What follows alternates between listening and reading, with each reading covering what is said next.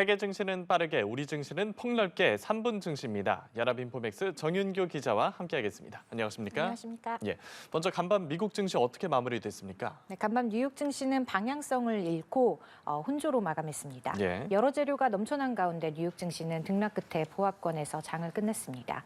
3대 지수 보겠습니다.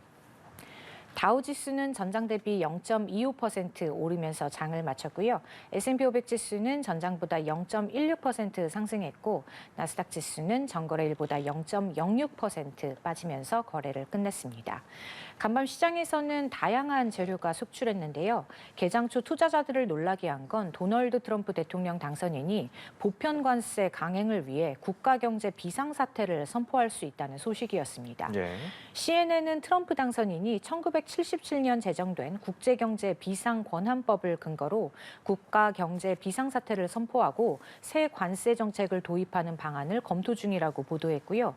이 소식에 미 국채 수익률은 장중한 때 4.7%를 돌파했고 주식시장의 분위기도 차갑게 식었습니다.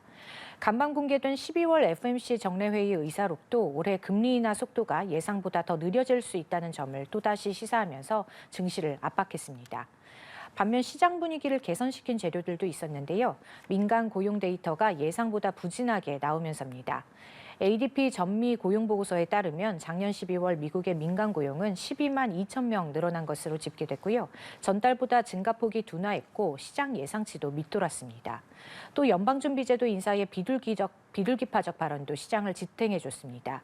크리스토퍼 월러 연준 이사는 프랑스 파리에서 열린 OECD 강연에서 디스인플레이션 추세를 강조하면서 올해 추가 금리 인하를 지지할 것이라고 밝혔습니다. 예, 종목별 흐름도 살펴보죠. 간밤 대부분 종목이 큰 움직임을 보이지 않았는데 양자 컴퓨터 관련주는 크게 떨어졌더라고요. 네, 간밤에는 양자 컴퓨터 회사들의 주가 급락세가 도드라졌습니다. 예. 바로 젠슨 황 엔비디아 최고 경영자의 발언 때문이었는데요. 황 CEO는 세계 최대 가전 IT 전시회 CES 2025에서 유용한 양자 컴퓨터가 나올 때까지 20년은 좋게 걸릴 거라고 전망했고요.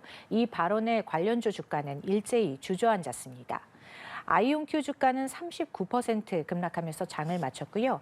리게티 컴퓨팅은 45%, 퀀텀 컴퓨팅은 43% 폭락하면서 거래를 끝냈습니다. 주요 기술 기업들은 큰 폭의 등락을 보이지 않았는데요. 매그니피센트 7 종목들은 모두 보합권에서 장을 마쳤고요. AMD는 투자은행 HSBC가 투자 전망을 하향 조정한 여파로 4% 넘게 하락했습니다. 예, 낙폭이 상상 이상으로 컸습니다. 어제 국내 증시도 점검해 보겠습니다. 코스피 시장 어떻게 마무리됐습니까? 네, 어제 코스피는 4거래일 연속 오르면서 2,520대를 회복했습니다. 코스피 종가는 전장 대비 1.16% 오른 2,521.05로 집계됐는데요. 지수는 전날 미국 증시의 약세 영향에 하락 출발했지만 곧바로 강세로 전환했습니다. 코스피가 2,520대를 회복한 건 지난해 11월 말 이후 약 6주 만이고요. 코스피는 지난 4거래일 동안 총 5% 이상 오르면서 강한 반등세를 보였는데요. 외국인이 4거래일 연속 총 1조 원 이상의 주식을 순매수하면서 지수 상승을 견인했습니다. 윤석열 대통령 탄핵 정국으로 인한 정치 불안은 계속되고 있지만 원달러 환율은 이틀 연속 1,450원대로 비교적 안정을 찾았고요. 외국인을 중심으로 저가 매수세가 계속 유입되고 있습니다. 예, 특히 삼성전자 주식이 크게 오르면서 증시 전반의 분위기가 좋아졌더라고요. 네, 어제 상승장을 주도한 건 삼성전자였습니다. 예. 삼성전자는 시장 기대에 못 미치는 분기 실적을 내놨지만 앞서 크게 우려했던 수준보다는 괜찮았다는 평가를 받았고요.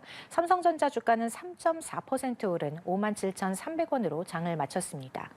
삼성전자 주가가 종가 기준으로 57,000원을 넘은 건 작년 11월 말 이후 처음인데요. 외국인 투자자가 대거 돌아온 영향이었습니다. 어제 외국인은 삼성전자 주식을 약 2,700억 원어치 순매수하면서 작년 8월 이후 약 5개월 만에 가장 많이 사들였습니다. 삼성전자 4분기 영업이익은 연결 기준 6조 5천억 원으로 이전 분기보다 29% 감소했고요. 연합인 연합인포맥스가 집계한 시장 예상치 7조 7천억 원에 못 미쳤습니다. 다만 앞서 시장에서는 삼성전자 실적이 최악일 경우의 시나리오를 가정하고 주가가 고점 대비 40% 이상 급락했었기 때문에 이날 실적 결과는 오히려 낮아질 대로 낮아진 시장의 기대치보다는 훨씬 괜찮았던 것으로 풀이됐고요. 투자자들은 오히려 안도한 분위기였습니다. 예, 그렇군요.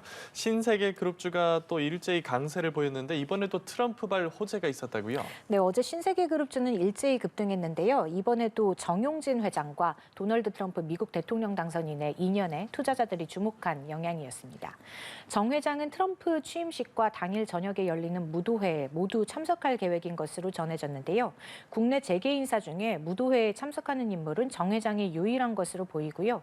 정 회장은 트럼프 당선인의 장남인 트럼프 주니어의 초청을 받은 것으로 전해졌습니다.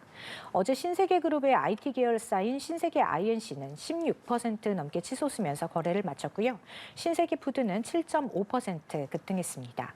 이 밖에 신세계 인터내셔널은 2%대, 신세계와 이마트는 1%대의 상승률을 기록했습니다. 예, 알겠습니다. 오늘도 증시 소식 알아봤습니다. 목요일 3분 증시 연합인포맥스 정윤교 기자와 함께했습니다. 고맙습니다. 고맙습니다.